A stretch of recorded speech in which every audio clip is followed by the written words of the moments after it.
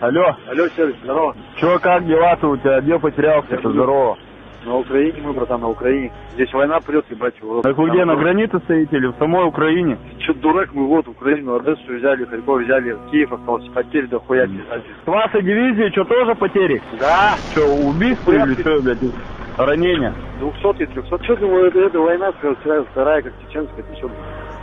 Еще хуже. Здесь серый пизда, из деревни вообще горят. Дети, машины все взрываем. Что делать там много пизда вообще. Вчера в деревню заехали, в богатую деревню, ну давай пули, какие-то закуски, брать жрачку, нахуй. И, сука, ни в одном магазине сигарет нет. В смысле, ну как, магазин что, взорваны, что ли? Да ну нахуй, сами взрывали.